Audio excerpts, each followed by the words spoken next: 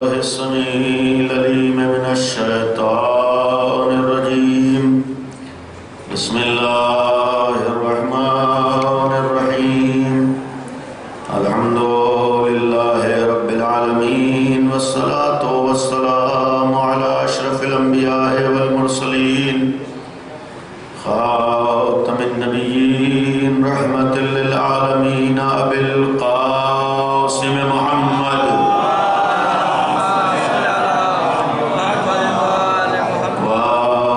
الطيبين الطاهرين المعصومين المظلومين، لا سيما أمير المؤمنين علي بن أبي طالب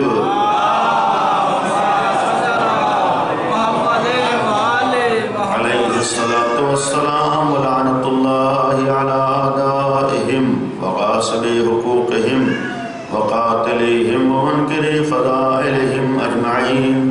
أما بعد، قال الله سبحانه تبارك وتعالى وقوله الحق: أعوذ بالله من الشيطان الرجيم.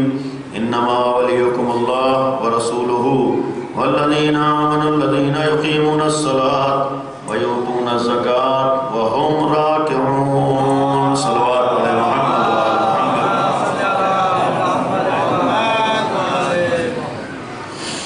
عزیزان گرامی، عزاداران سید الشہداء، قرآن کریم کے سورہ مائدہ 5واں سورہ اور اس کی آیت نمبر 55 اور اس کے بعد کی بھی ایک آیت 56 اعلان پروردگار ہے کہ انما ولیکم اللہ، کہ یقیناً صرف و صرف تمہارا ولی اللہ ہے، ورسولہ، اور اسی اللہ نے اپنے رسول کو ولی بنایا، والذین آمنوا، اور ان لوگوں کو ولی بنایا جو ایمان لائے، یقیمون الصلاۃ، اور ان صاحبان ولایت کے جنہیں اللہ نے رسول کے بعد ولی بنایا ہے۔ دوسری پہچان یہ ہے کہ وہ نماز کو قائم کرتے ہیں، یؤتون الزکاۃ، وہ زکوٰۃ عطا کرتے ہیں، وہم راکعون، اور مرحلہ ان کی زکوٰۃ دینے کا یہ ہے کہ رکوع کی حالت میں ہوتے ہیں۔ اور اس کے بعد کی آیت ہے وَمَن يَتَوَلَّ اللَّهَ، جو بھی اللہ کی ولایت کو قبول کرے، وَرَسُولُهُ، اور اس کے رسول کی ولایت کو قبول کرے، وَالَّذِينَ آمَنُوا، اور صاحبان ایمان کی جنہیں اللہ نے ولی بنایا ہے ان کی ولایت کو تسلیم کرے، یعنی جو بھی ان تینوں کو ولی مانے، فَإِنَّ حِزْبَ اللَّهِ هُمُ الْغَالِبُونَ، تو یقیناً اللہ کا گروہ ہی غالب اور کامیاب ہے۔ یہ دو آیات جہاں پر خداوند عالم نے ولایت کا تذکرہ کیا ہے، ولایت کا پیغام پہنچایا ہے اور ولایت کی بات کہی ہے۔ گزشتہ 2 دنوں میں آپ کے سامنے کربلا تحفظ ولایت اس عنوان کے ذیل میں جو گفتگو کا آغاز ہوا ہے، اس کے تیسرے مرحلے میں آج اسی ولایت کے حوالے سے کل میں نے ابتدا میں عرض کیا تھا کہ ولایت ایک ایسی چیز ہے کہ جو دین حق کی بنیاد و اساس ہے، اور ظاہر سی بات ہے کہ جب بنیاد و اساس ہے تو ہمیں یہ بھی معلوم ہو کہ ولایت جب اتنی اہمیت کی حامل ہے تو ولایت کس چیز کو کہتے ہیں۔ جب اس کی عظمت اتنی زیادہ ہے، جب حق کی اساس اسے قرار دیا گیا ہے، حق کی بنیاد اسے بنایا گیا ہے اور یہی سب کچھ ہے، تو پھر سوال یہ ہے کہ ولایت کا مطلب کیا ہے، ولایت کا مفہوم کیا ہے۔ اور یہ بھی عرض کر دوں کہ جہاں ولایت کی بات آئے، دین حق پر، مذہب اہل بیت پر، اور جس دین حق کو ہم نے تسلیم کیا ہے اس دین میں بنیاد انسان کی عقل ہے، یعنی کسی بھی دین میں آپ کو اتنا زیادہ غور و فکر، تعقل، تفکر، سوچنے سمجھنے کی تاکید نہیں ملے گی جتنا دین حق کے اوپر ہے۔ اور یہ ظاہر سی بات ہے کہ غور و فکر کرنے، سوچنے سمجھنے اور اپنے عقل کا استعمال کرنے کی دعوت وہی دے سکتا ہے کہ جس کو اپنی چیز کے اوپر یقین ہو، جس کو اپنی حقانیت کا یقین ہو، جسے اپنے حق ہونے کا یقین ہو۔ یہ صرف مذہب اہل بیت کا، مذہب تشیع کا، مذہب آل محمد کا دنیا کے ہر انسان کو یہ پیغام دینا، اور خاص کر اپنے ماننے والوں کو بھی یہ پیغام دینا کہ پہلے سوچو سمجھو، پہلے غور و فکر کرو، پہلے اپنی عقل کا استعمال کرو، اس کے بعد حق کو تسلیم کرو۔ اس کا مطلب یہ تھا کہ اس دین اہل بیت، مذہب اہل بیت کو اپنی حقانیت کا اتنا یقین ہے کہ دین جانتا ہے کہ جب انسان اپنی عقل کا صحیح استعمال کرے گا تب صحیح طور پر مذہب اہل بیت کو پہچان پائے گا۔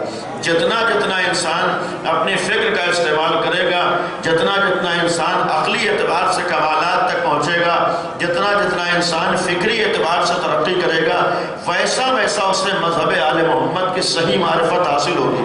یہاں پر یہ جملہ کہوں غلط نہ ہوگا کہ پھر اگر ہمارے دین کے اساس و بنیاد عقل کے اوپر ہے تو بغیر عقل کا استعمال کیے ہوئے صحیح طور پر نہ ہم مذہب اہل بیت کو پہچان سکتے ہیں اور نہ ہم آل محمد کو پہچان سکتے ہیں۔ ظاہر سی بات ہے کہ اگر ہمیں مذہب آل محمد کو پہچاننا ہے، آل محمد کی معرفت حاصل کرنی ہے، دین حق کو پہچاننا ہے، تو ضروری ہے کہ اسی حد تک اپنی عقل کا استعمال کرنا ضروری ہے۔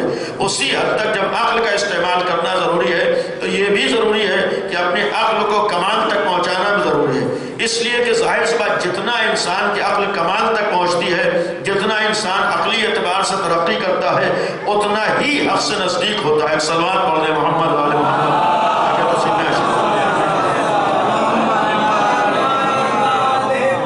اس سے بہتر صلوات پڑھ دیں محمد والے محمد۔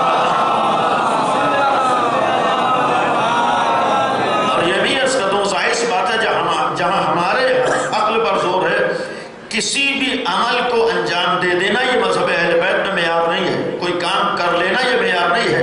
ہمارے دین نے چاہا ہے کہ ہم فکری اعتبار سے ترقی کریں، ہم عقلی اعتبار سے کمالات تک پہنچ جائیں، لہذا کوئی عمل ہمارے ہاں اس وقت تک اہمیت نہیں رکھتا ہے جب تک انسان عقل سے سوچ سمجھ کے وہ کام نہ کر رہا ہو۔ لہذا دین اہل بیت، مذہب اہل بیت کا کمال یہ ہے کہ ہم فکری اعتبار سے آگے بڑھیں، ہم عقلی اعتبار سے ترقی کر لیں۔ اسی لیے یہ دین اہل بیت، مذہب اہل بیت اگر دنیا میں آیا ہے، کائنات میں آیا ہے، روئے زمین پر آیا ہے، لوگوں کے درمیان آیا ہے، تو اس دین نے آنے کے بعد لوگوں کو فکری حوالے سے آگے بڑھانا چاہا ہے، فکری حوالے سے ترقی دینا چاہے۔ اس لیے کہ یہ ایک حقیقت ہے، اگر ہم اپنے اطراف کا جائزہ لیں، انسان جب تک فکری حوالے سے آگے نہ بڑھے، فکری حوالے سے ترقی نہ کرے، کبھی بھی واقعی کامیابی حاصل نہیں کر سکتا ہے۔ آپ جتنا بھی کسی کو سہارا دے دیجئے، جتنا بھی کسی کی مدد کر دیجئے، جتنا بھی کسی کا سپورٹ کر دیجئے، جب تک خود اس کی فکر اور عقل سامنے نہ آئے، اس وقت تک نہ وہ ترقی کر سکتا ہے، نہ وہ کامیابی حاصل کر سکتا ہے۔ یہی انسان اگر اپنی عقل کا صحیح استعمال کر لے تو نہ پھر کسی سہارے کا محتاج ہوتا ہے، نہ کسی مدد کا محتاج ہوتا ہے، نہ کسی سپورٹ کا محتاج ہوتا ہے۔ یہی انسان خود بخود آگے بڑھتا چلا جاتا ہے۔ اور اس کے نمونے اگر ہم آج دنیا میں دیکھ لیں کہ آج ایک قوم چاہے کتنی ہی بدترین قوم نہ ہو، جو یہودیت ہم کہتے ہیں، انسانیت کے لیے جو ناسور ہو، بدترین قوم ہو، لیکن اس کی ایک خوبی یہ ہے کہ ان کے ہاں عقل ہے، فکر ہے، سوچ ہے، سمجھ ہے۔ ظاہر سی بات ہے جہاں وہ اپنی عقل کا استعمال کرتے ہیں، آج تعداد میں بہت کم ہے لیکن پوری دنیا کے اوپر حکومت کر ہے۔ امریکہ جیسا سپر پاور ہے جہاں عیسائی ہے لیکن وہاں بھی حکومت یہودیوں کی ہے۔ یہ اس بات کی دلیل ہے کہ جہاں انسان عقل کا استعمال کرتا ہے، جہاں انسان فکر کا استعمال کرتا ہے، تو پھر انسان دنیا میں دنیاوی اعتبار سے ترقی کر ہی لیتا ہے۔ اور اس کا ایک نمونہ ہم یہ بھی دیکھتے ہیں، اپنے درمیان کتنے افراد ایسے ہیں محنت کسی کی ہوتی ہے، فائدہ کوئی اٹھاتا ہے۔ بہرحال اگر دین اہل بیت پر مذہب آل محمد کی بات آئے، جہاں مذہب نے زور دیا ہے عقل کے استعمال کے اوپر، اگر ہم اپنے اطراف کا جائزہ لیں، کتنے لوگ ایسے ہیں جو محنت کرتے ہیں لیکن فائدہ کسی اور کی جیب میں جاتا ہے۔ وجہ کیا، میں طنز نہیں کر رہا ہوں، ہمارے دین میں، ہمارے مذہب میں محنت کے اوپر زور دیا گیا ہے، اور خود آل محمد جیسے افراد ہیں جنہوں نے خود محنت کر کے دکھایا ہے۔ یعنی ہمیں اس بات کے اوپر بھی فخر و ناز ہے کہ ہم ان آل محمد کے چاہنے والے ہیں جن کے محنت میں کسی طرح کی کمی کا تصور نہیں تھا۔ ایسا نہیں ہے انہوں نے ذرہ برابر کسی طرح کی محنت میں کمی ہو، اگر اللہ نے انہیں آئیڈیا بنایا ہے تو ہر چیز میں بنایا ہے، انہی چیزوں میں انسان کس طریقے سے محنت کرے انہوں نے کر کے دکھایا ہے۔ حتیٰ جنہیں اللہ نے ولی بنایا ہو، جنہیں اللہ نے ولایت عطا کی ہو، جنہیں اللہ نے منصب عطا کیا ہو، جنہیں اللہ نے امامت عطا کی ہو، جب انہوں نے محنت میں کمی نہ کی ہو تو کیا ہو سکتا ہے ان آل محمد کا چاہنے والا محنت میں کمی کر لے؟ نہیں، ہمارے سامنے سیرت ہے، ہمارے سامنے ان کا کردار ہے۔ اور جو بات آئی عرض کر دوں، آل محمد جیسے افراد، آل محمد جیسے کردار کہنے کا مقصد کیا ہے؟ آل محمد کو اللہ نے اعجاز عطا کیا تھا، وہ اعجاز ہی نہیں بلکہ معجزے کے علاوہ علم بھی دیا تھا، صلاحیت بھی دی تھی۔ آل محمد کو اللہ نے علم و صلاحیت بھی دی تھی۔ ضروری نہیں کہ ہر جگہ معجزے سے کام ہو، آل محمد کے پاس وہ علم تھا کہ اپنے علم کی بنیاد پر مٹی کو سونا بنا سکتے تھے۔ یعنی یہ معجزہ نہیں تھا بلکہ ان کو صلاحیت تھی، اللہ نے انہیں علم عطا کیا تھا، تو ایسا علم بھی تھا کہ وہ مٹی کو سونا بنا سکتے تھے۔ وہ بھی ان کے پاس معجزہ تھا کہ ہاتھ دھو لیں تو ہاتھ کا دھون موتی و یاقوت بن جاتا تھا۔ لیکن آپ پوری تاریخ میں اٹھا کر دیکھ لیے، کبھی بھی آل محمد نے اپنے زندگی کا خرچ معجزے کے پیسے سے نہیں چلایا ہے۔ یعنی کہیں نہیں ہے کہ جیب میں ہاتھ ڈالا ہو پیسہ نکال کے دے دیا ہو، نہیں، جب بھی اپنی زندگی کو چلایا ہے اپنی محنت کی اور گاڑی کمائی سے چلایا ہے۔ حتیٰ یہ بھی حقیقت ہے کہ اگر کبھی کسی کی مدد کی ہے تو صرف معجزے سے نہیں کی ہے بلکہ جو محنت کی ہے اس سے مدد کر رہے تھے۔ اس کا ایک مقصد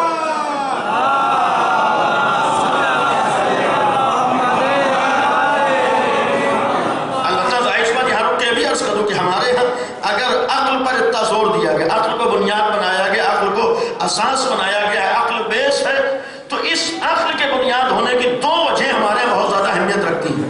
دو کاموں کی اہمیت بہت زیادہ ہے، دو چیزوں کی اہمیت بہت زیادہ ہے۔ ان دو چیزوں کی اہمیت کا راز اگر دیکھیں یہی انسان کی عقل ہے۔ وہ دو چیزیں کیا ہے؟ پہلی چیز ہمارا دین، ہمارا مذہب اسلام کہتا ہے کہ تم جہالت میں زندگی نہ گزارو۔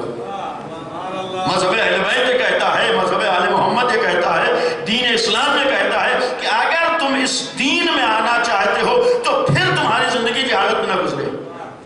اس لیے کہ آل محمد کی پہچان سب سے بڑی یہ تھی کہ ان سے بڑا کوئی عالم نہیں تھا۔ تو یہ کیسے ہو سکتا ہے کوئی ان سے وابستہ ہو جہالت میں زندگی گزار رہا ہو؟ یہ کیسے ہو سکتا ہے کہ اس کی نسبت امیر المومنین کی طرف اور وہ علم سے نزدیک نہ ہو؟ اور شاید یہی وجہ ہے کہ الحمدللہ ہمارے ہاں اب اتنا احساس ہوا ہے کہ ہو سکتا ہے کسی کے ساتھ سختیاں رہی ہوں، مسائل رہے ہوں، مشکلات رہے ہوں، خود انسان اپنی زندگی میں علم حاصل نہ کر سکا ہو، لیکن الحمدللہ آج ہر مومن کو اتنا احساس ضرور ہو گیا ہے کہ آنے والے زمانے میں انسان کی اتنی ہی ویلیو اور اہمیت ہوگی جتنا اس کے پاس علم ہوگا۔ یہ ہر انسان کو اتنا احساس ہو چکا ہے، اتنا انسان کو معلوم ہو چکا ہے۔ یہی وجہ ہے کہ آج ہم یہ یقین کر چکے ہیں کہ چاہے ایک وقت روٹی کھانا پڑے اور ایک وقت روٹی بچا کر اپنے بچے کو پڑھانا پڑے، لیکن ہم بھوکے رہ لیں گے، اپنی اولاد کو پڑھائیں گے۔ یہ آج ہمیں احساس ہو چکا ہے کہ چاہے ایک وقت ہمیں فاقہ کرنا پڑے لیکن ہماری اولاد جاہل نہ رہے، ہماری اولاد علم سے دور نہ رہے، چونکہ ہم کو اپنی اولاد سے محبت ہے، اپنی اولاد کا خیال ہے، اپنی اولاد کی فکر ہے۔ ہم یہ چاہتے ہیں کہ آنے والے زمانے میں ہماری اولاد کسی کی محتاج نہ ہو، کسی کے آگے ہاتھ پھیلانے پر مجبور نہ ہو، اپنی عزت سے زندگی گزار سکے۔ اور جب عزت سے زندگی گزارنا اس کے علم میں ہے، اس کی تعلیم میں ہے، اس کی پڑھائی میں ہے، تو ہم سختیاں برداشت کر لیتے ہیں لیکن اپنی اولاد کو پڑھنے بھیجتے ہیں۔ کہ آج ہمارے یہ احساس ہو چکا ہے کہ نہیں، اسے پڑھانا ضروری ہے، اس سے کام کے بجائے۔ ظاہر سی بات یہ بھی معلوم ہے کہ آج اگر ہم نے بچے کو کام پر لگا دیا، آج اگر ہم نے اس کو کام پہ بٹھا دیا، آج ہم نے یہ سوچ کر کہ جائے گا کام کرے گا تو ایک روٹی کا سہارا بن جائے گا، لیکن ہم یہ بھی جانتے ہیں کہ اگر آج اس نے آج کام پر بیٹھ گیا تو 20 سال کے بعد وہیں رہے گا جہاں پر آج ہے۔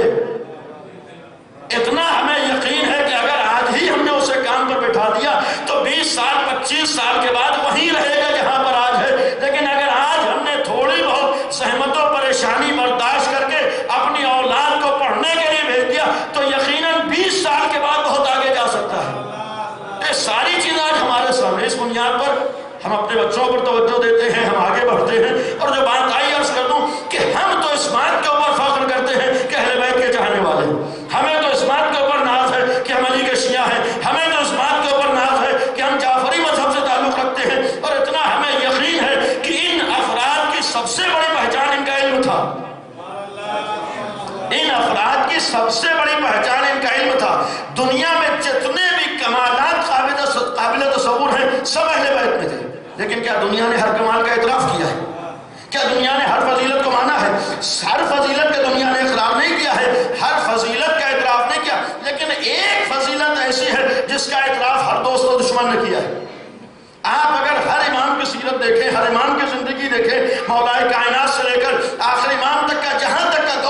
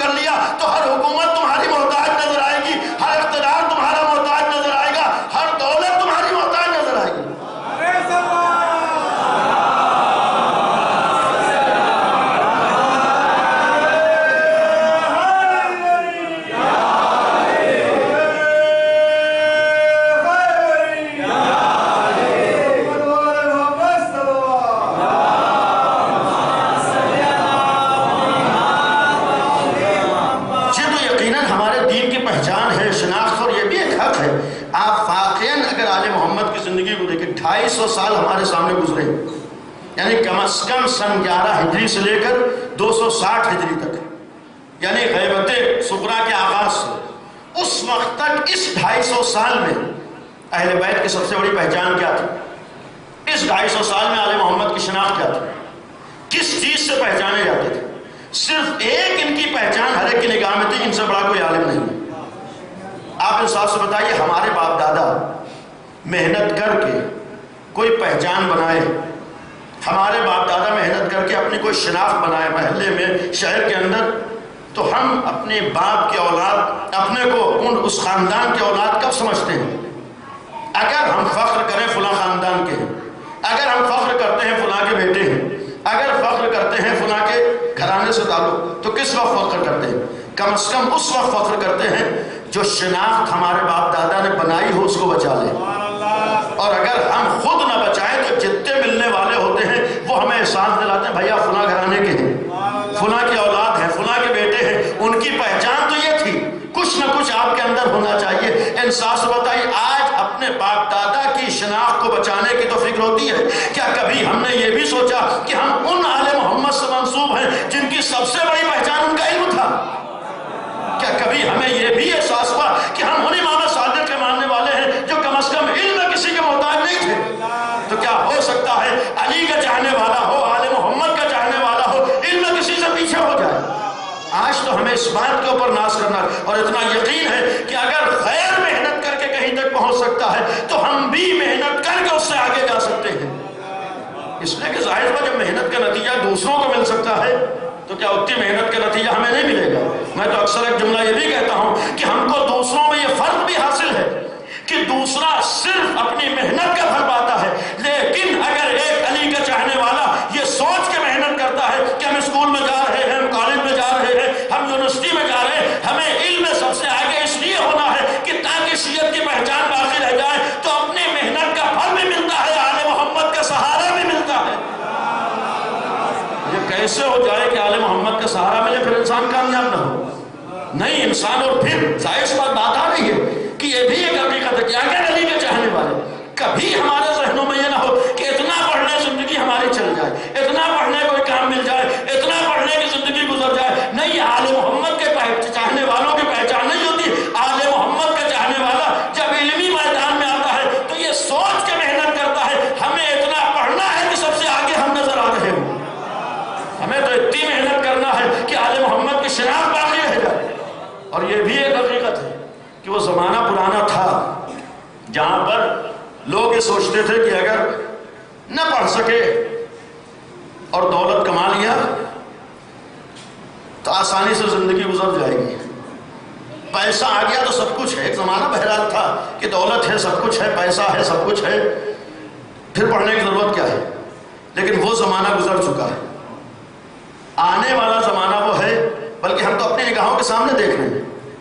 آج مذہب اہل بیت پر، بلکہ یہ کہوں اسلام کے دین پر، مذہب اسلام میں سب سے بڑی چیز ایک مسلمان کے لیے اس کی عزت ہے، یعنی اگر عزت نہ ہو تو کچھ نہیں ہے، سب کچھ ہو اگر عزت نہ ہو تو یہ یقین رکھیں کچھ نہ ہو۔ ہم یہ سوچتے ہیں کہ دولت آ گئی، پیسہ آ گیا، سب کچھ آ گیا۔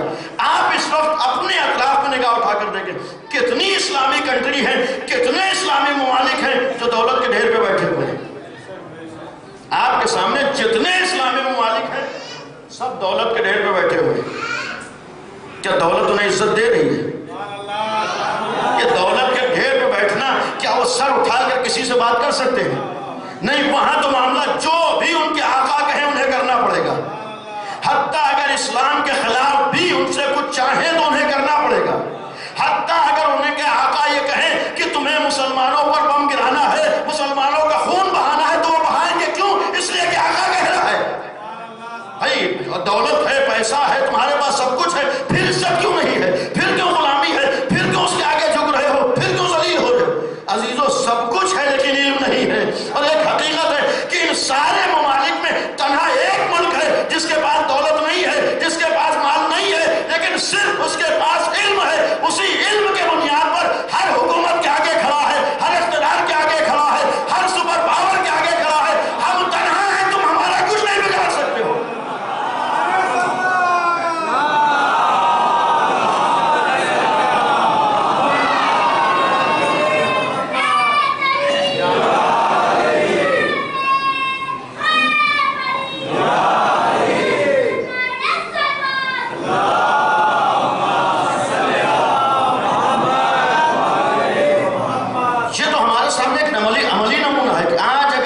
عزت چاہیے تو پھر اپنی اولاد پر ہم بھی توجہ دیں، اور صرف باپ کی ذمہ داری باپ کی بھی ہے اور ماں کی بھی ہے۔ اسی لیے ایک حدیث ہمارے یہاں اطلب العلم من المہد الی اللحد، گہوارے سے قبر تک علم حاصل کرو۔ کہیں کوئی دین آپ کو پیغام نہیں دے گا، اور یہ گہوارے سے علم کا آغاز کب ہوگا؟ جب ماں بھی پڑھی لکھی ہو۔ گہوارے سے اور آغوش سے علم کا آغاز کب ہوگا؟ یہ میں نے اس لیے اس کا کبھی کبھی اعتراض ہوتا ہے کہ اسلام نے صرف مردوں کی تعلیم کے لیے کہا ہے، عورتوں کی تعلیم کا مخالف ہرگز نہیں ہے۔ جتنی تاکید ہمارے دین نے مردوں کے لیے کی ہے اتنی عورتوں کے لیے کی ہے۔ جتنی تاکید ہمارے مردوں کی ہوتی ہے عورتوں کی۔ اب یہاں پر ایک جملہ عرض کر دوں کہ ہمارا دین ہرگز کسی کی تعلیم کا مخالف نہیں ہے، کسی کی پڑھائی کا مخالف تو حکم دیتا ہے، یہ جملہ دلیل ہے۔ اور ظاہر سی بات یہ بھی ایک حقیقت ہے کہ باپ پڑھا لکھا ہو تو خود تو فائدہ اٹھا لے گا، لیکن اولاد تو زیادہ اثر نہیں ڈال پاتا ہے۔ لیکن اگر ماں پڑھی لکھی ہوگی تو خود بھی فائدہ اٹھائے گی، اپنی اولاد پر بھی اثر ڈالے گی۔ جتنا اثر اولاد کے اوپر ماں سے ہوتا ہے باپ سے نہیں ہوتا۔ یہ یقین ہے کہ جتنے اثرات ماں سے آتے ہیں اتنے باپ سے نہیں آتے ہیں۔ اور اسی لیے ہمارے ہاں درمیان کا جملہ عرض کر دوں کہ اگر اس رشتے میں تاکید کی گئی ہے جہاں زندگی کا ساتھی بنانا ہو تو یہ نہ دیکھو کہ سامنے والے کے پاس دولت کتنی ہے، یہ نہ دیکھو کہ اقتدار کیسا ہے، یہ نہ دیکھو کہ خوبصورتی کیا ہے، یہ نہ دیکھو کہ دنیاوی مال کتنا ہے، یہ دیکھو کہ اس کے پاس دین و معرفت کتنی ہے۔ ظاہر بات جب اثرات آنا ہے تو دولت کا اثر نہیں آئے گا، اقتدار کا اثر نہیں آئے گا۔ اگر کسی چیز کا اثر آئے گا تو جو اس کے انسانی کمالات ہیں اس کے اثرات آئیں گے۔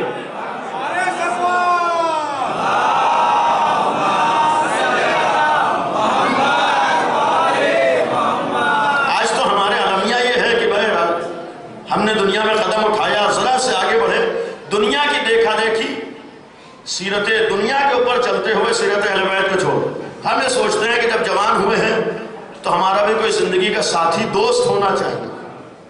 یہ ہم بھی دنیا کی دیکھا دیکھی کہ اگر بڑے ہوئے جب تک ہمارا دوست نہ ہو تو پھر ہم دنیا سے بچھڑے ہوئے۔ نہیں، دنیا ہمیں کچھ نہیں دے دے گی۔ آج کم از کم اتنا احساس ہمیں ہونا چاہیے کہ سیرت آل محمد دنیا میں بھی کامیابی کی ضمانت ہے اور آخرت میں بھی، اور پھر دنیا کے راستے پر چل کر سوائے نقصان کے کچھ حاصل نہیں ہوتا ہے۔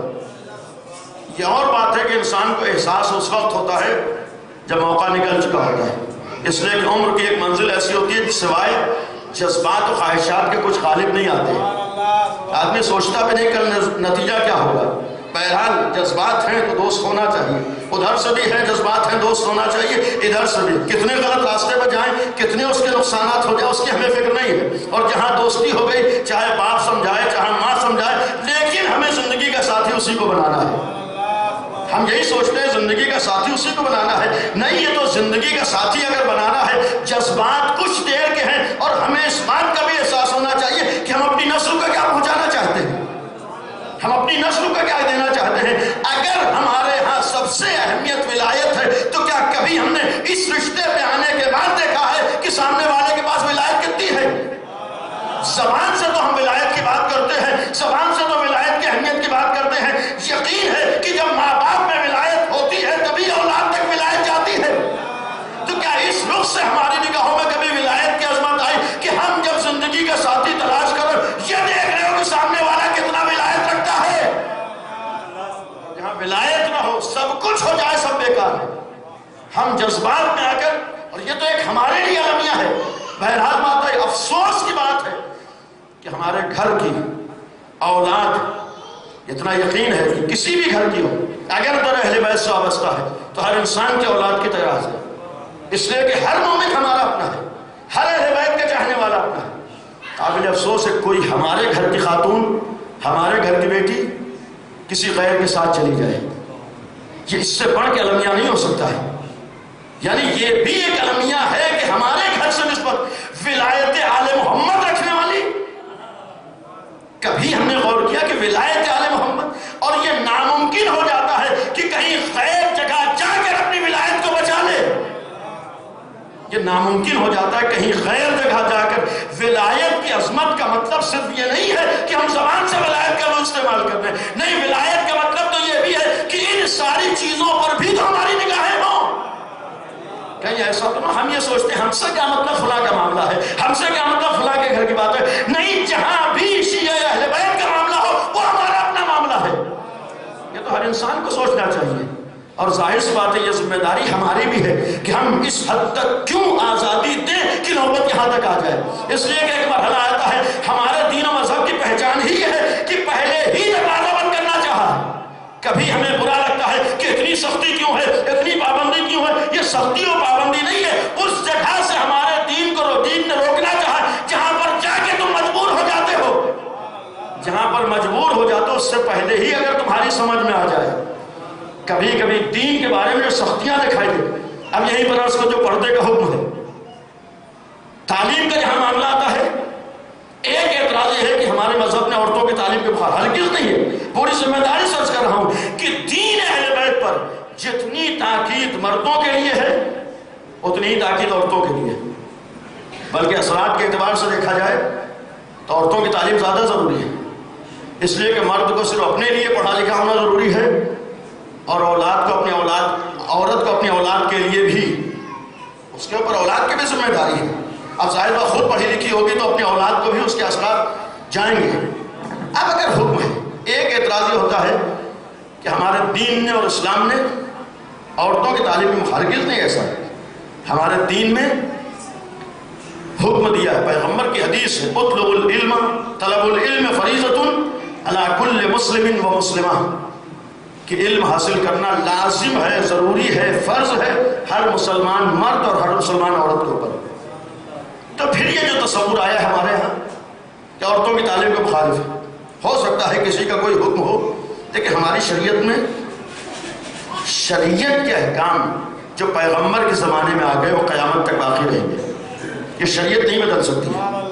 لیکن معاملہ یہ ہوتا ہے کہ جب ایک ٹائم میں، ایک وقت میں دو شریعت کے احکام ٹکرا رہے ہوں، اس وقت یہ دیکھا جاتا ہے کہ کس کی اہمیت زیادہ ہے، کس کی ویلیو زیادہ ہے، اس سے انجام دیا جاتا ہے.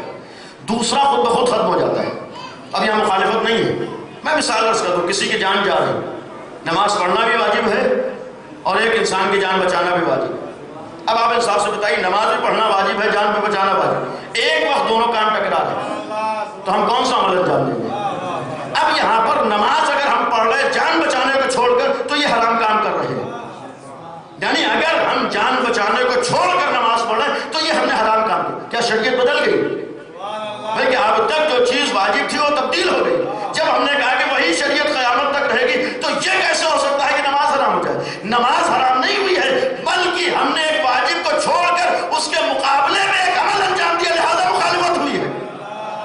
کبھی کبھی ہم لوگ بہت سے جگہوں پر کہتے ہیں یہ حرام حرمت کیسے آ جائے گی، فلاں چیز کیسے حرام ہو جائے گی. شریعت بدلتی نہیں ہے. جب دو چیزیں ٹکراتی ہیں تو یہ دیکھا جاتا ہے اہمیت کس کی زیادہ ہے.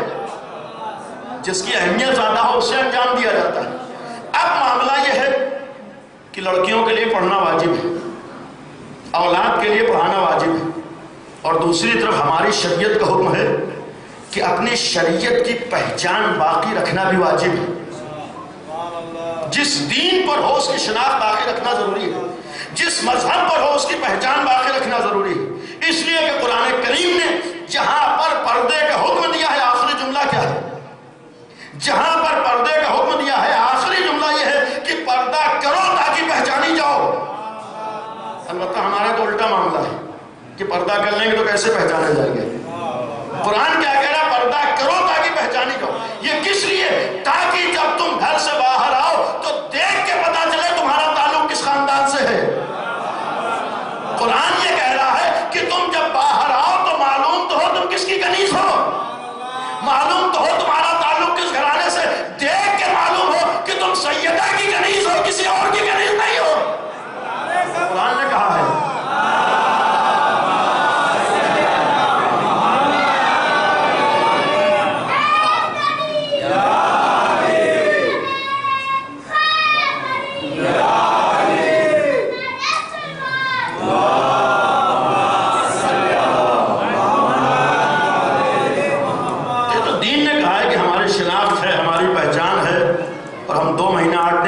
مصیبت کو روتے ہیں یہ بھی ہے کہ اہل بیت کے ساتھ یہ سلوک ہوا، تو کیا ہو سکتا ہے کہ اس چیز کے اوپر ہم خود روئیں، اس پہ عمل نہ کریں؟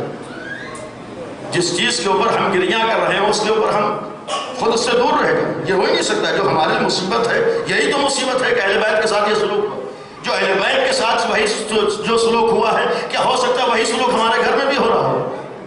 اگر ہم اس بات کے اوپر دشمن اہل بیت سے دوری اختیار کرتے ہیں کہ کربلا میں یزید نے جو کام کیا ہے آل محمد کے ساتھ، کہ اہل بیت کے گھروں کی عورتوں کے سروں سے چادر اتاری ہے، تو کیا ہو سکتا ہے کہ جو کام یزید نے کربلا میں کیا ہو وہ ہمارے یہاں پایا جائے؟ نہیں. ہماری پہچان تو ہماری شناخت یہی ہے. دین اہل بیت نے کہا ہے، مذہب اہل بیت نے. اب دین یہ کہتا ہے پردہ واجب. اب اگر ٹکراؤ ہو جائے، جہاں تک لانا جو ٹکراؤ ہو جائے، ایک وقت دین کہتا ہے پردہ بھی واجب ہے، اپنے مذہب کی پہچان بچانا بھی ضروری ہے، اپنے دین کی شناخت بچانا بھی ضروری ہے، اپنے خاندان کی عزت و آبرو بچانا بھی ضروری ہے.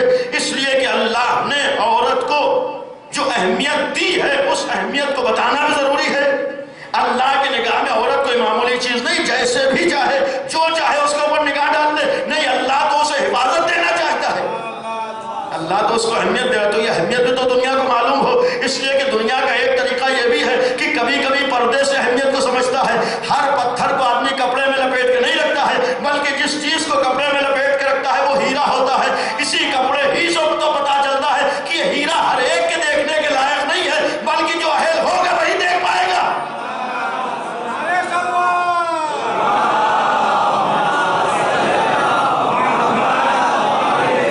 تو ہمارے یہاں جو پردے کا ایک طرف پردے کا حکم ہے، دوسری طرف پڑھانا ضروری ہے. اگر یہ دونوں چیزیں ٹکرا جائیں، ایسی جگہ جہاں پر ہم اپنی بچی کا ایڈمیشن کرائیں واجب ہونے کے بعد، کیا وہ پردہ نہیں کر سکتی ہے؟ دوسری طرف شریعت کیا کہہ رہی ہے؟ پڑھنا بھی ضروری ہے، پردہ بھی ضروری ہے. اب پڑھائی کے ساتھ وہ شریعت پہ عمل نہیں کر سکتی. تب انصاف سے بتائیے ہم کس چیز کو اہمیت دیں گے؟ یعنی پڑھانا بھی شریعت کہہ رہی ضروری ہے، اور وہی دین کہہ رہا ہے کہ اپنی پہچان بھی ضروری ہے. اب اگر ہم پڑھنے کے لیے بھیج رہے ہیں تو اپنی پہچان جا رہی ہے، اپنی شناخت جا رہی ہے. جہاں سب ہیں وہی رہنا ہے، اسی طریقے سے عمل کریں. تو اب یہاں شریعت کہتی ہے دیکھو اہمیت کس کی زیادہ ہے؟ تمہاری اپنی پہچان باقی رہے اس کی اہمیت زیادہ ہے، یا تمہاری اولاد پڑھ لے اس کی اہمیت زیادہ ہے؟ نہیں، تمہاری پہچان باقی رہے اس کی اہمیت زیادہ ہے. اگر تم نے اپنی پہچان کو چھوڑ کر پردے کو اتار کر اپنی اولاد کو پڑھنے کے لیے بھیجا ہے، اب یہ شریعت کی مخالفت ہے. اب یہاں پر دین اجازت نہیں دیتا ہے. اب یہاں پر شریعت کہتی ہے تمہارے لیے جائز نہیں. کیوں؟ اس کے علاوہ ہم ہندوستان میں رہ کے کم از کم اتنا کہنے کا حق رکھتے ہیں کہ یہاں ہندوستان میں ایسے بھی اسکول و کالج ہیں جہاں اپنے مذہب کے اوپر عمل کر کے بھی ہماری اولاد پڑھ سکتی ہے. تو پھر ہم ایسی جگہ کیوں بھیجتے ہیں جہاں ہمارے مذہب کی پہچان باقی رہے؟ اور اتنا یقین ہے ہم تو در اہل بیت سے وابستہ ہیں.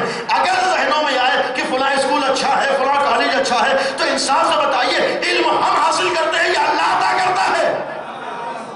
اگر ہم اللہ کا خیال کر کے ایک معمولی اسکول میں اپنی اولاد کا ایڈمیشن کرا رہے ہیں یہ سوچ کے کہ شریعت کا پامالی نہ ہو، دین برباد نہ ہو، تو کیا نہیں ہو سکتا اللہ وہاں علم عطا کر دے؟ نہیں، اگر یہ سوچ کے ہم نے ایڈمیشن کرایا ہے کہ شریعت کے دھجیاں نہ اڑے، شریعت پامال نہ ہو، ہماری اولاد چاہے معمولی اسکول میں چلی جائے، تو وہی اللہ اس سے زیادہ علم دے گا جو بہت اچھے اسکولوں میں دیتا ہے. ہم یہ نہ سوچیں کہ اسکول ہی علم دیتا ہے، علم تو اللہ دیتا ہے. تو بات تھی ہمارے علم کی اہمیت ہے. راز کیا ہے؟ اصل راز علم کا یہ ہے کہ اگر جائزہ لیں آدمی جتنا پڑھ لکھ لیتا ہے اتنا اسے موقع ملتا ہے اپنے آپ استعمال کرنے کا. جہاں سے میں نے شروع کیا تھا، جتنا آدمی تعلیم میں آگے جاتا اتنا اسے موقع ملتا ہے اپنے استعمال کرنے کا. اور اگر انسان جہالت میں زندگی گزارتا ہے تو پھر صحیح طور پر اپنے عقل کا استعمال نہیں کر پاتا ہے. جو راز ہے علم کا، ایک راز یہ ہے علم حاصل کرو تاکہ صحیح طور پر اپنے عقل استعمال کر پاؤ. علم حاصل کرو تاکہ صحیح تمہیں موقع ملے اپنے عقل استعمال کرنے. اب ظاہر ہو جب علم سے دور رہو گے تو تم اپنے مسائل میں گھرے رہو گے، کہاں تمہیں موقع ملے گا عقل استعمال کرنے کا؟ یہ ایک راز ہے عقل کی طرف توجہ دینے کا. وجہ کیا ہے؟ تاکہ ہم ولایت تک پہنچ سکیں. وجہ کیا ہے؟ تاکہ ہم ولیوں کو پہچان سکیں. وجہ کیا ہے؟ تاکہ جنہیں اللہ نے ولی بنایا ہے اس کی معرفت ہمیں ہو سکے. اور انسان سے بتائیے جسے اللہ ولی بنا رہا ہو، خود عظمت کی دلیل ہے کہ جتنی عظمتوں کا حامل اللہ ہوگا اسی اعتبار سے اس کا ولی بھی ہوگا۔ کل میں نے کہا تھا ہم اور آپ اپنی چیز کسی عام انسان کو نہیں دیتے ہیں، تو کیا ہو سکتا ہے اللہ اپنی خاص ولایت کسی اور غیر کو دے دے؟ اگر اللہ نے رسول کو ولی بنایا ہے، اگر اللہ نے علی کو ولی بنایا ہے، تو پھر اللہ کا رسول اور اللہ کا علی کوئی معمولی انسان نہیں ہے، یہ خود ولایت کی دلیل ہے کہ کتنی عظمتوں کے حامل ہیں۔ اب جب اتنی عظمت کے حامل ہے تو انسان سے بتائیے کیا ہو سکتا ہے ہر انسان علی کو پہچان لے؟ کیا ممکن ہے کہ علی ابن ابی طالب کی معرفت ہر انسان کو ہو جائے؟ کیا ہو سکتا ہے ہم آسانی سے پہچان لیں کہ علی کون ہے؟ جو اتنی عظمتوں کا حامل ہے اس کو پہچاننے کے لیے بھی جتنی انسان کی عقل بڑھے گی اتنی علی کی معرفت حاصل ہوگی۔ ہم یہ نہ سوچیں کہ ہر انسان علی کو پہچان لے گا، ہم یہ نہ سوچیں کہ ہر انسان کو معرفت علی ہو جائے گی۔ یقین رکھیے جتنا انسان عقل کے اعتبار سے کمال حاصل کرے گا اتنا مولا علی کو پہچان پائے گا، ورنہ بغیر عقل کا استعمال کیے ہوئے آج کسی معمولی آدمی کو پہچاننا ہم آسانی سے نہیں پہچان سکتے۔ بہرحال شعراء کرام بھی ہے، اچھا شاعر ہو تو کیا ہر آدمی پہچان لیتا اس کی خوبیاں کیا ہیں؟ کہنے کو تو ہر آدمی کہہ دے گا ہاں میر تقی میں بہت اچھے شاعر تھے، کہنے کو تو ہر آدمی کہہ دے گا کہ میر انیس بہت اچھے شاعر تھے، کہنے کو تو ہر آدمی کہہ دے گا مرزا کبیر بہت اچھے شاعر تھے، کہنے کو تو ہر آدمی کہہ دیتا ہے کہ مرزا غالب بہت اچھے شاعر تھے، لیکن انصاف سے بتائیے کیا ہر آدمی ان کی خصوصیات کو پہچان پاتا ہے؟ کیا ہر آدمی کو ان کی معرفت ہو سکتی ہے؟ کہہ دینا اور ہے، پہچاننا اور ہے، زبان سے تعریف کر دینا اور ہے، لیکن شناخت و معرفت اور ہے۔ ہمیں صرف زبان سے نہیں کہنا ہے کہ علی بہت اچھے ہیں، اس لیے کہ زبان سے کہنے کے لیے ہر اچھی چیز کی تعریف ہر آدمی تو کر ہی سکتا ہے۔ ہر باکمال چیز کو زبان سے کہہ دینا یہ کمال نہیں ہوتا۔ اچھا شاعر ہو دیکھا دیکھی ہم بھی کہنے بہت اچھا شاعر، اچھا وکیل ہو ہم کہنے بہت اچھا وکیل، لیکن اس کی خصوصیات کیا ہیں اس کو ہر آدمی نہیں پہچان پاتا جب تک آدمی کسی لائق نہ ہو جائے۔ آپ انصاف سے بتائیے دنیاوی پہنچے ہوئے انسان کو پہچاننے کے لیے ہمیں جب تک کسی لائق نہ ہو نہیں معرفت ہوتی ہے، تو کیا علی کیسے ذات کو پہچاننے کے لیے ہم بغیر لائق ہوئے علی کو پہچان لیں گے؟ نہیں، پہلے اپنے کو کسی لائق بنائے، اپنے کو کہیں تک پہنچائے، تب معلوم ہوگا ولی خدا کسے کہتے ہیں۔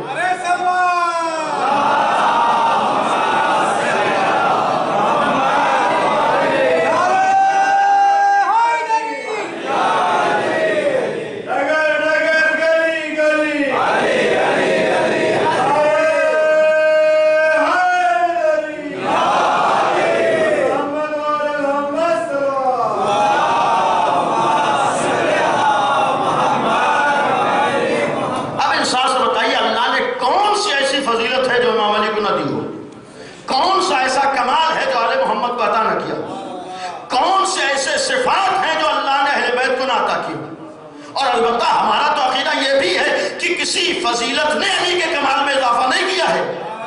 ایسا نہیں کہ فلاں چیز علی میں آئی ہے تو علی کا مرتبہ بڑھ گیا۔ ہمارا تو عقیدہ یہ ہے کہ اگر کوئی چیز فضیلت بنی ہے تو اس وقت بنی ہے جب در علی سے وابستہ ہو گئی۔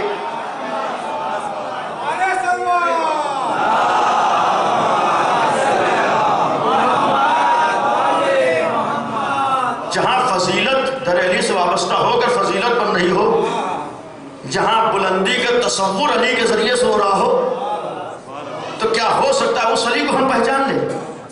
جہاں سارے کمالات اگر کمال بنے ہیں، جہاں سارے فضائل، کون سی ایسی فضیلت ہے جو اللہ نے نہیں عطا کی؟ یہ بھی ولایت کا ایک مفہوم ہے کہ جتنے کمالات قابل تصور ہیں سب اللہ نے عطا کیے ہیں۔ ظاہر ہے جب اللہ دے رہا ہے ولایت کا مطلب سب کچھ دے رہا ہے، صرف یہ فرق باقی ہے وہ خالق ہے یا مخلوق ہے۔ اس نے سارے کمالات دے دیے۔ کمال دینے کا ایک راز یہ تھا کہ کبھی تو آؤ آل محمد کو پہچانو جب تمہیں اہل بیت کی کسی حد تک معرفت ہوگی اور ان کو پہچان کر تم یہ کہو گے کہ ان کے کمالات تک ہمارا ذہن نہیں پہنچ سکتا، ان کی معرفت ہمیں نہیں حاصل ہو سکتی، حق معرفت ادا نہیں ہو سکتا ہے، یہ تو اتنی عظمتوں کے حامل ہے کہ تمام کائنات وہاں تک نہیں پہنچ سکتی۔ اب تو سوچنے پر مجبور ہو گئے جب مخلوق ایسی ہے تو ان کا خالق اتنی عظمتوں کا حامل ہوگا۔ جب یہ ایسے ہیں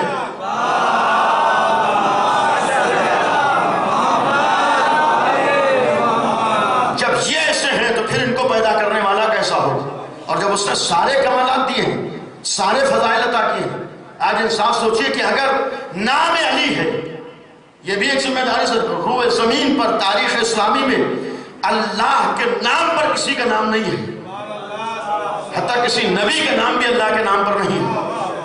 اگر کسی کا نام اللہ کے نام پر ہے تو علی ابن ابی طالب کے ساتھ ہے۔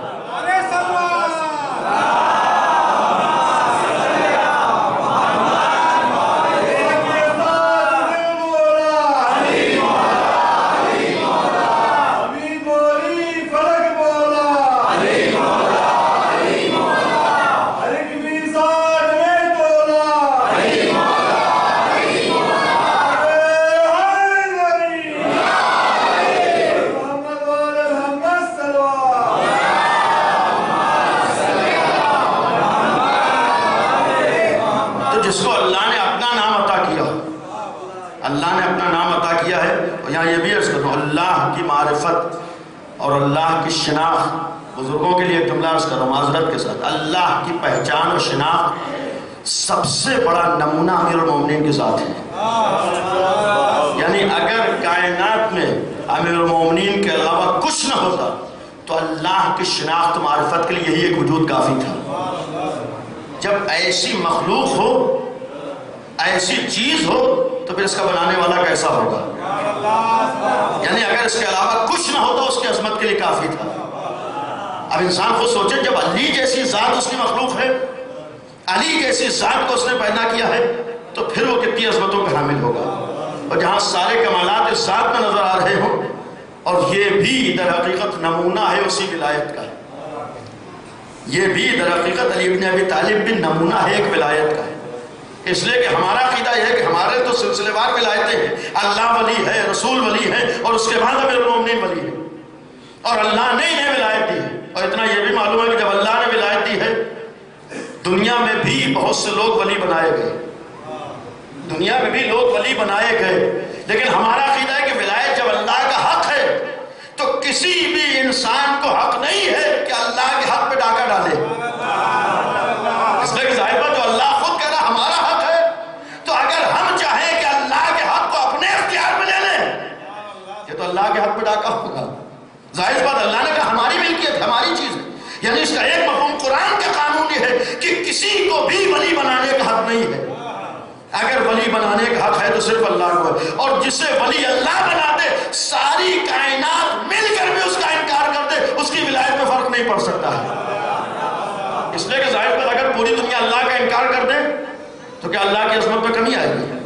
تو جسے اللہ نے ولی بنایا، چاہے دنیا مانے نہ مانے، ہرگز اس کی ولایت پہ حرف نہیں آ سکتا ہے۔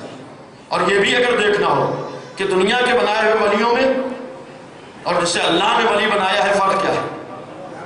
ظاہر سی بات ایک طرف اللہ نے ولایت کی ہے، قرآن دلیل ہے، متفق علیہ حدیث ہے کہ یہ آیت امیر المومنین کی شان میں نازل ہے۔ اب رسول علی کو اور آل محمد کو اللہ نے ولی بنایا ہے اور دوسرے ولیوں کو لوگوں نے بنایا ہے، تو اتنا کہنے کا تو حق ہے ہی کہ اگر فرق دیکھنا ہو کہ علی اور دوسروں میں کتنا فرق ہے تو دیکھ لو، جتنا فرق اللہ اور لوگوں میں ہے اتنا ہی فرق علی اور دوسرے ولیوں میں ہے۔ اس لیے کہ جو جیسا ہوتا ہے ویسے ہی کو ولی بناتا ہے، اللہ جیسا ہے اسی اعتبار سے ولی بنائے گا، اور امت جیسی ہوگی ویسی ولی بنائے گی۔ ایک صلوات پڑھنے محمد والے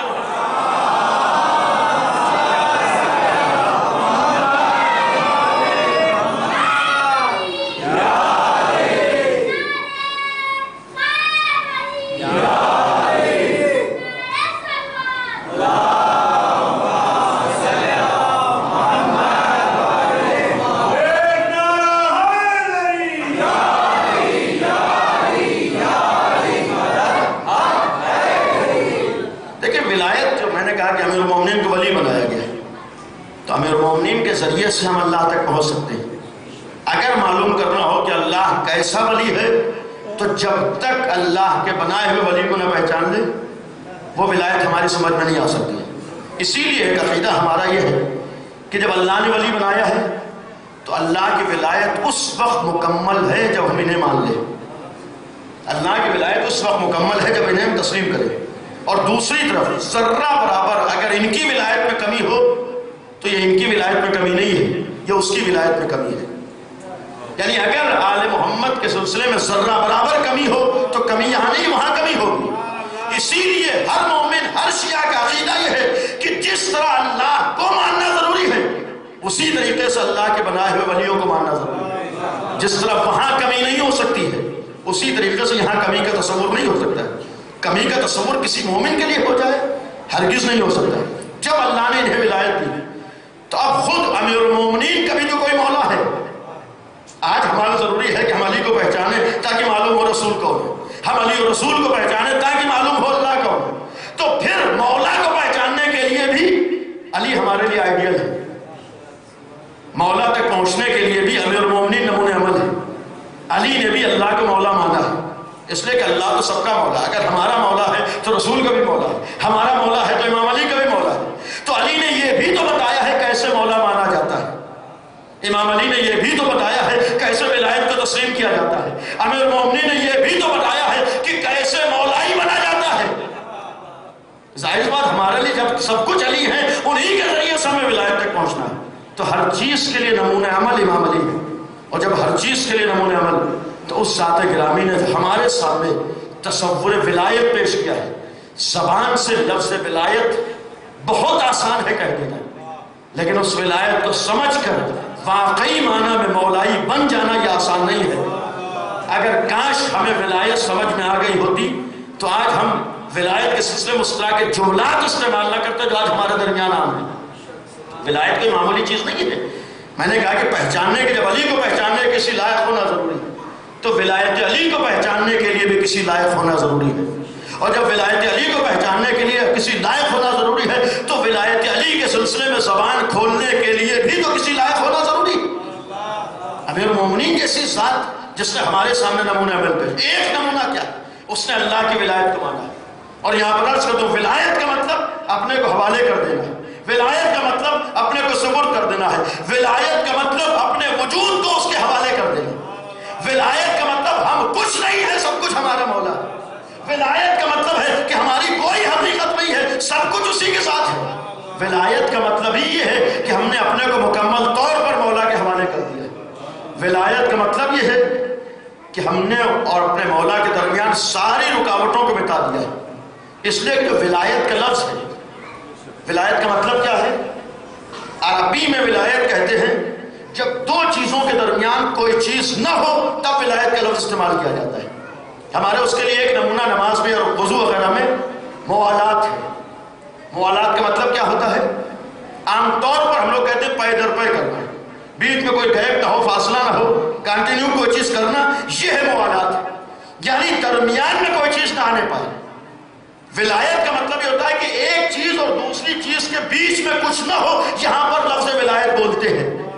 تو اگر ہمارا مولا علی ہے تو ولایت کا مفہوم یہ ہے کہ ہمارے اور علی کے درمیان کوئی رکاوٹ نہ ہو، ہمارے اور علی کے درمیان کوئی حجاب نہ ہو، ہمارے اور علی کے درمیان کوئی چیز نہ ہو، ان چیزوں میں حتی ہمارا نفس بھی رکاوٹ نہ بن رہا ہو، ان چیزوں میں ہماری مرضی بھی رکاوٹ نہ بن رہی ہو۔ اگر ہم قرآن کی ایک آیت سنتے ہیں کہ علی نے اپنی مرضی کو بیچا ہے، اللہ کی مرضی کو خریدا ہے، اپنے نفس کو بیچا ہے، تو یہ ایسا نہیں کوئی معاملہ ہوا ہو، ایسا نہیں کوئی لین دین ہوئی ہو، ایسا نہیں کوئی چیز وہاں سے آئی ہے کوئی چیز یہاں سے گئی۔ یہ جو قرآن کریم کی آیت ہے کہ اللہ کی مرضی کو خریدا ہے، اپنے نفس کو بیچا ہے، یہ در حقیقت ہمارے سامنے ولایت کا نمونہ پیش کیا گیا ہے، یہ ولایت کا مفہوم بتایا گیا ہے، یہ مولائی ہونے کا ایک آئیڈیل ہمارے سامنے آیا ہے کہ ولایت کہتے ہی اس کو ہے کہ جس کو مولا مانا ہے اپنی مرضی کو اس کے حوالے کر دو، جس کو مولا مانا ہے اپنے نفس کو اس کے حوالے کر دو۔ نفس کو حوالے کرنے کا مطلب ہی ہوتا ہے کہ اب یہ یقین کر لو کہ تم کچھ نہیں چاہو گے وہی چاہو گے جو مولا چاہے گا،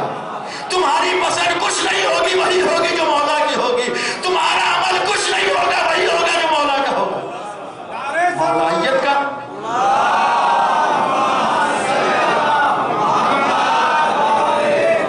اور ظاہر سی بات ہے ہمارے خدیر کی عظمت ہے، خدیر میں جہاں ولایت کا اعلان ہوا، قرآن کی آیت میں عمل کر کے رسول نے اعلان کیا، اور اگر امیر المومنین کو مولا بنایا ہے تو اس ولایت کے اعلان سے پہلے ایک اعتراف لیا تھا۔ اعتراف کیا تھا؟ अलस्तु औला बिकुम मिन अनफुसिकुम, क्या मैं तुम्हारे नफ्सों पर तुम्हारा मौला हूं या नहीं हूं? जुमला क्या है? क्या मैं तुम्हारे नफ्स पर तुम्हारा हाकिम हूं या नहीं? आज सारा झगड़ा आलम इस्लाम में यही तो है कि जो मौला बनाए इसका मतलब क्या है? हम तो यही कहते हैं कि हाकिम है, हम तो यही कहते हैं साहिब इख्तियार है।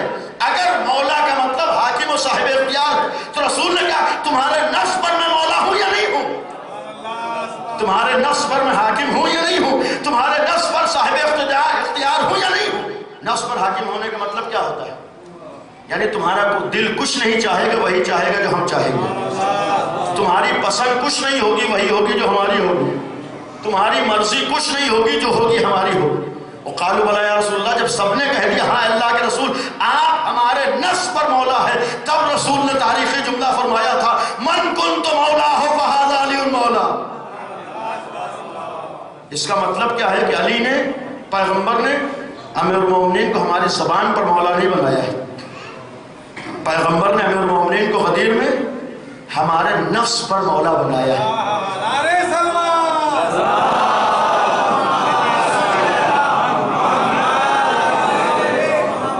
और अगर कोई नफ्स पर मौला हो हमारा, मैंने कहा कि इसके लिए भी आइडियल इमाम अली के साथ गिरामी अमीरुल मोमिनीन हमारा नमूने अमल है। आज एक जुमला अक्सर हम लोग कहते हैं कि हम वो काम कैसे कर सकते हैं जो इमाम अली ने किए,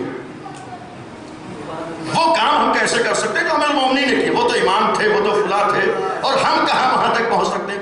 ये किसी और का जुमला है, अर्ज कर दूं कि जब जन्नत में जाने की बात आती है तब तो हम कहते हैं जहां अली है वहां हम हैं, लेकिन जब अमल की बात आए हम कहते हैं कहां अली और कहां हम नहीं। जब तमन्ना है जन्नत में अली के साथ जाने की, तो जिंदगी में भी तो कुछ काम वो हो जो अली चाहते हैं। एक सलवात पढ़ते हैं, मोहम्मद वाले मोहम्मद।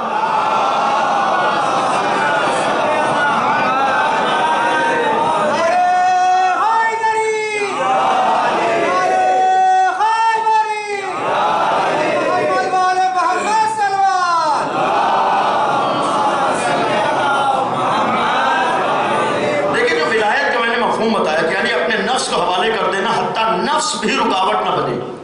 विलायत का मतलब जिम्मेदारी से हत्ता हमारे और मौला के दरमियान नफ्स भी रुकावट न बने। यानी इंसान अपने को वहां तक पहुंचा दे कि शान से कहे लो कुशफल गता लमस्तत तो यकीना, अगर सारे हजाबात मेरे और खुदा के दरमियान हटा दिए जाए तो जर्रा बराबर यकीन में इजाफा नहीं हो सकता है।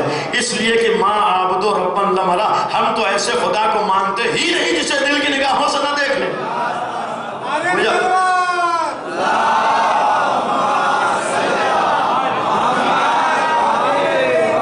यानी अमीरुल मोमिनीन का जुमला ये विलायत की दलील थी। विलायत इसे कहते हैं। इस हद तक अपने को पहुंचाओ। एक नमूना बस अर्ज करो कि विलायत के लिए जहां नफ्स को हवाले किया है, हम शब हिजरत जाहिर सी बात है हमारे लिए अमीरुल मोमिनीन के सिलसिले में फजीलत है, लेकिन जहां नफ्स को बेचा था, मर्ज़ी खुदा को खरीदा है, तो नमूना क्या है? इस हद तक विलायत खुदा को तस्लीम किया है, अल्लाह की विलायत को माना है, अपने को अल्लाह के हवाले किया है कि अब अली सही है, अल्लाह की मखलूक है, सही है, आज़ाओ जवारे अली के हैं, सही है, हाथ आँख कान पैर अली के हैं, लेकिन पास तो अली के हैं, निस्बत अल्लाह की तरफ है। हाथ अली के पास है लेकिन यदुल्लाह कहलाएगा, ज़बान अली के पास है लिसानुल्लाह कहलाएगी, आँख अली के पास है यदुल्लाह कहलाएगा, नफ्स अली का है नफ्सुल्लाह कहलाएगा। एक सलवात पढ़ दे, मोहम्मद वाले मोहम्मद।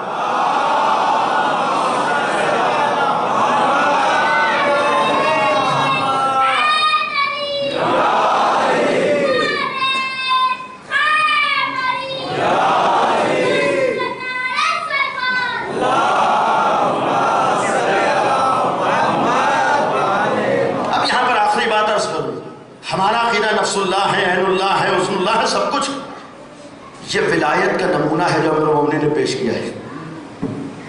और इसका मतलब ये नहीं है कि अल्लाह का हाथ इनको लग गया है, इसलिए कि अल्लाह तो जिस्म जिस्मानियात से मुनज़्ज़ह है, अल्लाह का जिस्म का तसव्वुर नहीं। तो फिर ये यदुल्लाह और ऐनुल्लाह और नफ्सुल्लाह का मतलब क्या है? यानी जब अली ने अल्लाह के हवाले अपने को किया है और उसकी विलायत को माना है, तो अब हाथ वही काम करेगा जो अल्लाह चाहेगा, ज़बान वही बोलेगी जो अल्लाह चाहेगा, आंखों से वही मंजर देखेंगे जो अल्लाह की मर्जी होगी, कानों में वही आवाज आएगी जो अल्लाह चाहेगा। यही तो अली ने صحیح ہے ہم مخلوق ہیں وہ خالق ہے، لیکن ہم نے وہ کام کر کے دکھا دیا جو اللہ چاہتا ہے۔ ایسا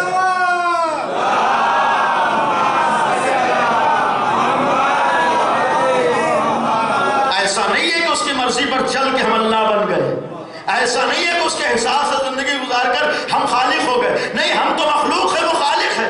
اور حقیقت میں ولایت کہتے ہی اس کو ہے کہ جو اپنی مولا کے لیے ذریعہ معرفت بن جاتا ہے۔ دنیا دیکھ کے یہی تو کہتی ہے جب علی ایسے ہے تو ان کا مولا کیسا ہوگا۔ اب علی نے یہی تو ہم سے چاہا ہے کہ تم بھی ہم کو مولا کہتے ہو، تم بھی ہمیں مولا مانتے ہو، تو پھر تمہارے ہاتھوں سے وہی کام ہو جو علی چاہتے ہیں، تمہاری آنکھوں سے وہی منظر دیکھا جائے جو علی کو پسند ہو، زبان وہی کھلے جو علی کی مرضی ہو۔ یہ کیسے ہو سکتا ہے کہ علی کچھ چاہے اور ہم کچھ کریں؟ اور اس لیے ولایت کا یہاں مطلب ہے کہ مولا علی نے پیغام دیا ہے کہ ہم نے وہ عمل کیا ہے کہ اللہ کو پہچانوایا ہے، دنیا کو یہی تو کہنے پر مجبور کیا ہے کہ جب علی ایسے ہے تو ان کا خالق کیسا ہوگا، دنیا سے یہ اقرار لے لیا ہے کہ جب علی ایسے ہے تو ان کا خدا کیسا ہوگا۔ علی یہی تو ہم سے چاہتے ہیں کہ دنیا تم کو دیکھ کے کہنے پر مجبور ہو جائے کہ جب علی کے چاہنے والے ایسے ہیں تو علی کیسے ہوں گے، جب علی کے مولا ہی ایسے ہیں تو ان کا مولا کیسا ہوگا۔ اس لیے کہ اتنے یقین ہے کہ دیکھیے اگر فخر و افتخار ہوتا ہے تو یک طرفہ نہیں ہوتا ہے۔ اگر اولاد ناز کرے کہ ہمارا باپ فلاں ہے، اگر اولاد فخر کرے کہ ہمارے باپ نے فلاں کام کر دیا تو دوسرا پلٹ کے کیا کہتا ہے؟ اگر باپ کے اوپر تمہیں ناز ہے تو کبھی اس لائق بن کے دکھاؤ کہ باپ بھی تمہارے اوپر ناز کرے۔ اور واقعی نسبت تو اس وقت ہوتی ہے کہ دونوں ایک دوسرے پہ ناز کر رہے ہوں۔ اگر ہم کو ناز ہے کہ مولا علی ہمارا امام ہے، اگر ہمیں فخر ہے کہ مولا حسین ہمارا امام ہے، اگر ہمیں ناز ہے کہ آل محمد جیسے کردار ہمارے رہبر ہیں، تو کبھی ہم ان کو بھی تو موقع دیں کہ وہ ناز کریں، یہ ہمارے چاہنے والے ہیں۔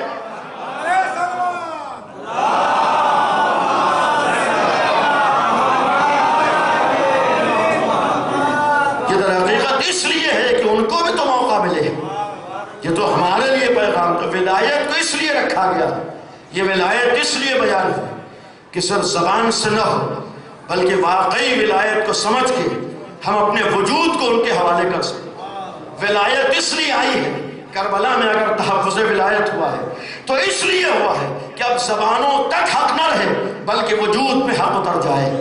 ولایت اس لیے آئی تھی، حسین نے 72 قربانیاں دے کر ولایت کو بچایا تھا، قربانیاں دے کر بتایا ہے کہ ولایت اگر کوئی زبانی چیز ہوتی تو حسین جیسی ذات ایک ولایت کے لیے اتنی قربانیاں نہ دیتے۔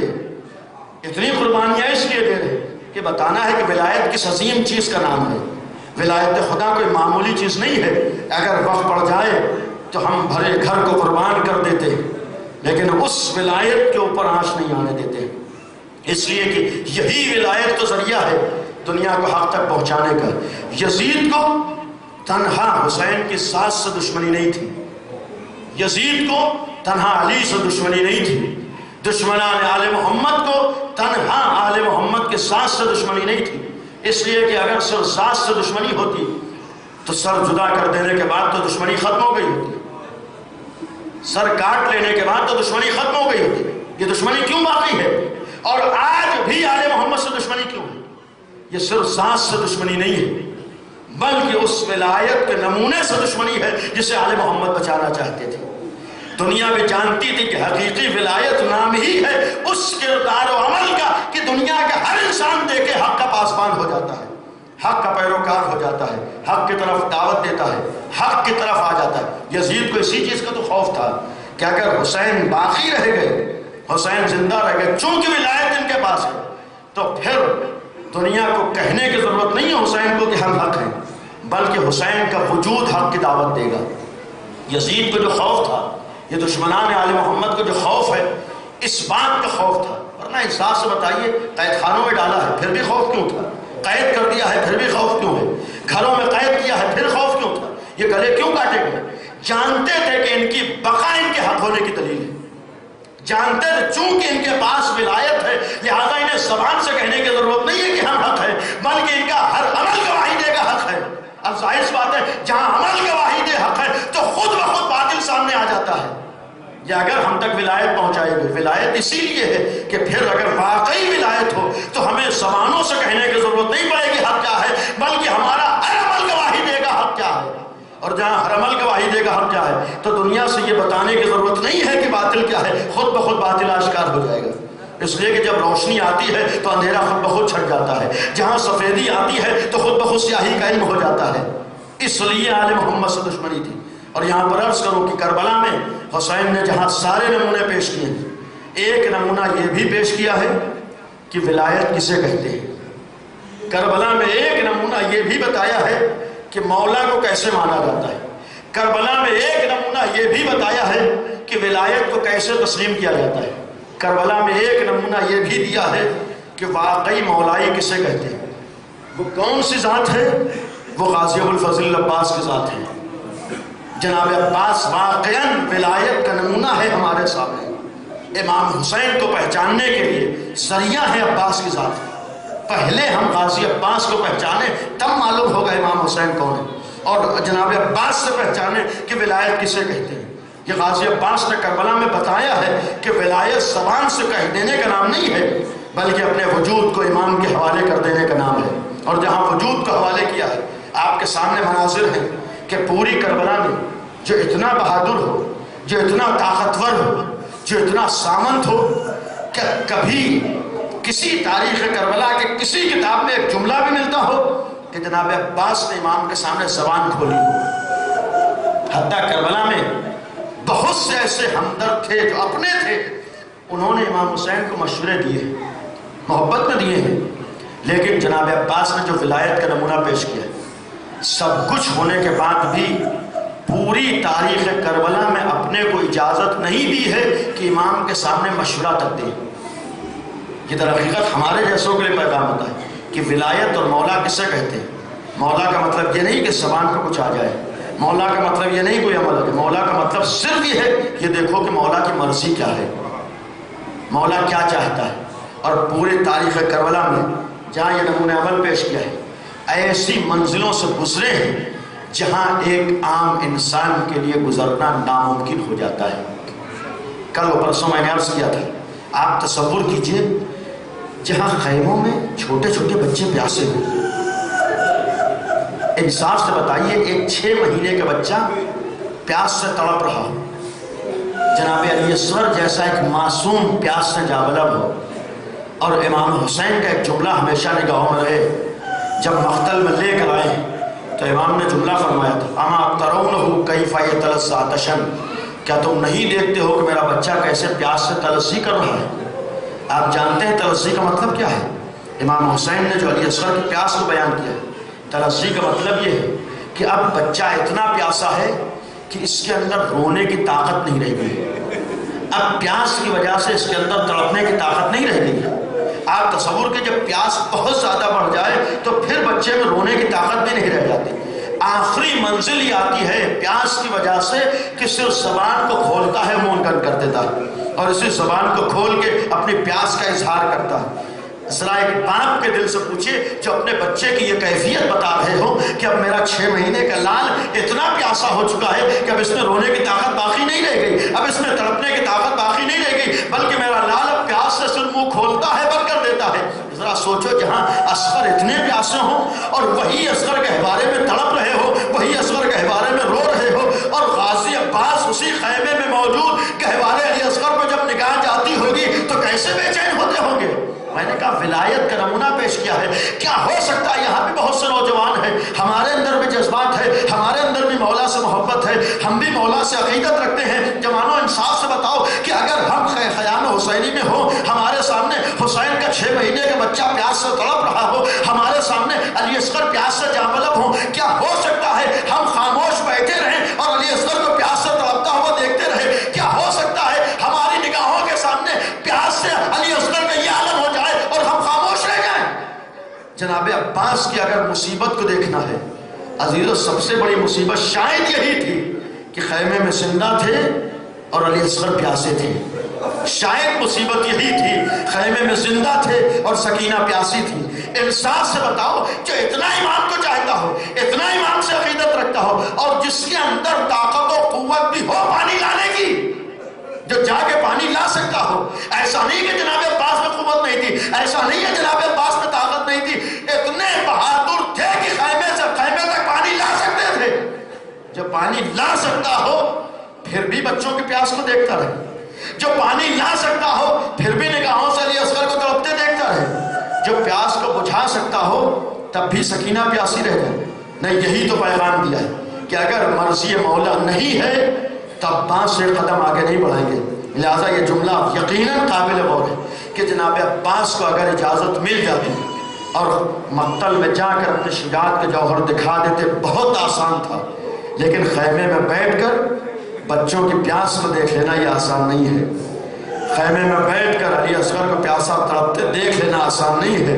اور عزیزوں، جب اجازت ملی ہے تو صرف یہی تو اجازت ملی تھی. اے بھیا عباس اگر جانا ہی چاہتے ہو تو ان بچوں کے لیے سبیل آب کر دو. اے بھیا عباس اگر جانا ہی چاہتے ہو تو سکینہ کے لیے سبیل آب کر دو. ذرا سوچو کس تمناؤں سے اٹھے ہوں گے، ذرا سوچو دل میں جذبات کیا رہے ہوں گے، ذرا سوچو کیا سوچا ہوگا کہ اب تک میں نے سکینہ کے پیاس کو دیکھا ہے، اب میرے مولا نے اجازت دے دی، اب اصغر پیاسا نہیں رہیں گے، اب آقا نے اجازت دے دی، اب سکینہ پیاسی نہیں رہے گی. شاید بچوں سے یہ بھی کہا ہو، اے بچوں تمہیں علتش نہیں کہنا پڑے گا، اے سکینہ پیاس نہیں برداشت کرنا پڑے گی، اے سکینہ بچوں کو سمجھاؤ اب عباس پانی لانے جا رہا ہے.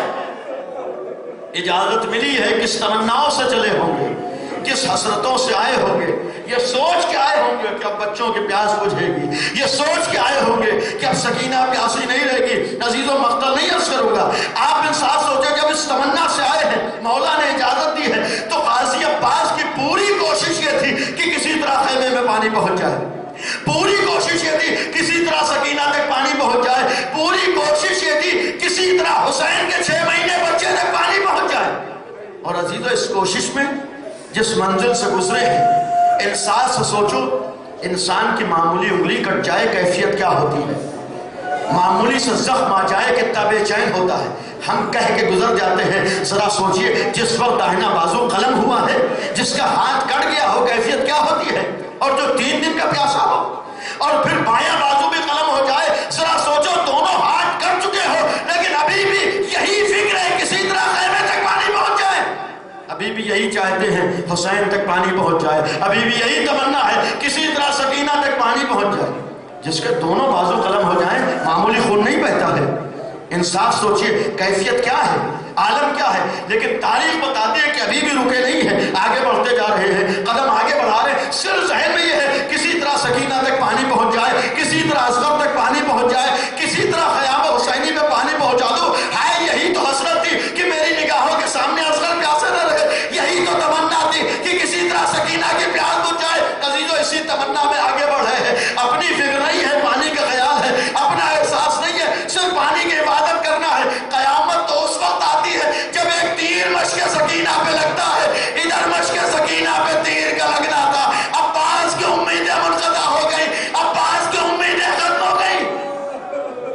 عزیزو، جب امید ختم ہوئی ہے، تاریخ کا جملہ ہے کہ اب تک خیمے کی طرف جا رہے تھے، اب اپنے رہبار کے رخ کو موڑ لیا. تو جس وقت، اب یہاں پر بس ایک منظر، جس وقت رہبار کے رخ کو موڑا، روایت بتاتی ہے کہ ابھی بھی کسی دشمن میں ہمت نہ تھی نزدیک آ جانے کی. اتنے بہادر تھے کہ دونوں ہاتھ کٹ جانے کے بعد بھی کسی میں ہمت نہ تھی پاس آ جائے، کسی میں ہمت نہیں ہے نزدیک آ جائے. دور سے تیر بارا نہیں ہو رہی، دور سے تیر برسائے جا رہے. ذرا انصاف سے بتاؤ، جس کے دونوں ہاتھ کٹ چکے ہو اور چاروں طرف سے تیر برس رہے ہو، عالم کیا ہوتا ہے؟ جس کے چاروں طرف سے تیر برس رہے ہو، کیفیت کیا ہوتی ہے؟ ہائے غازی عباس کے اوپر جب چاروں طرف سے تیر برس رہے تھے، عالم کیا رہا ہوگا؟ اسی اسنا میں ایک تیر جناب عباس کی آنکھ میں لگتا ہے، اور ادھر آنکھ میں تیر لگا، دوسری آنکھ میں خون بھرایا. اب یہاں مقتل کہتا ہے کہ جب دونوں آنکھوں سے سجائی نہیں دے رہا ہے، اب ظاہر پر ایک آنکھ میں تیر ہے، دوسری آنکھ میں خون بھرا ہے. اب جو دشمن ہے، جو اب تک نزدیک نہیں آ سکتا تھا، جو بے ادبی ہوئی ہے، جو عباس غازی پر ظلم ہوا ہے، بس عرض نہیں کروں گا. ذرا سوچو، جب اسے آنکھوں سے دکھائی بھی نہ دے رہا ہو، دونوں بازو قلم ہو چکے ہو، چاروں طرف سے حملے ہو رہے. اب ایک منزل یہ بھی آتی ہے کہ سر پر گرز لگتا ہے، غازی کو گھوڑے پہ نہیں سنبھلا گیا، گھوڑے سے زمین پہ آئے ہیں. آخری منظر ہے، اس وقت گھوڑے سے زمین پہ آئے. کس طرح سے آئے ہیں؟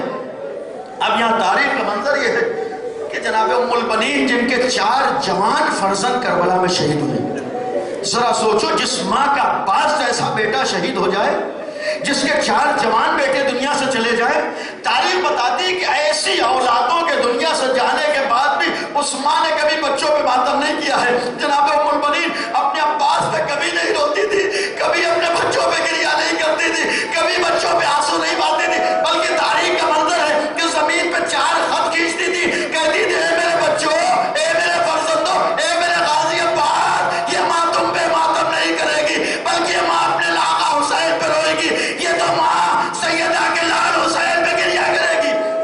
عزیزو، جس ماں نے اپنے بچوں پہ کبھی گریہ نہیں کیا ہے، جس ماں نے اپنے بچوں پہ کبھی آنسو نہیں بہائے ہیں، جو ام البنین عباس جیسے اولاد کے دنیا سے جانے کے بعد کبھی نہ روئی، لیکن عباس کی ایک مصیبت ایسی ہے جس نے دکھیاری ماں کو رلا دیا۔ غازی عباس کے ایک مصائب ایسے ہیں جس سے ام البنین بھی رو دی ہے۔ آپ سنیے گا کون سی مصیبت ہے، یہ کون سا ایسا مرحلہ ہے کہ جسے سن کر ام البنین بھی برداشت نہیں کر سکی، جسے سن کر جناب ام البنین کے آنسو آ گئے۔ اور عزیزو، مصیبت تو ایسی ہے، تاریخ بتاتی ہے کہ جب جناب ام البنین یہ مصیبت پڑھتی تھی، جناب عباس کی اس مصیبت کو بیان کرتی تھی، تو دشمن اہل بیت مروان جب ادھر سے گزرتا تھا، جنت البقیع میں بیٹھ کے ماتم کرتی تھی، گریاں کرتی تھی، اور جس وقت یہ مرثیہ پڑھتی تھی تو اس وقت مروان گزرتے ہوئے اس مرثیہ کو سن کے آنسو بہاتا تھا۔ یعنی ایسی مصیبت ہے جسے سن کے دشمن بھی رو دیتا ہو، جسے سن کے دشمن بھی برداشت نہ کر پاتا ہو۔ کون سی مصیبت ہے؟ جناب ام البنین نے کس چیز کو رلایا ہے؟ عباس جیسے بیٹے کے مرنے پہ جو نہ روئی ہے، عباس جیسے بچے کے شہید ہو جانے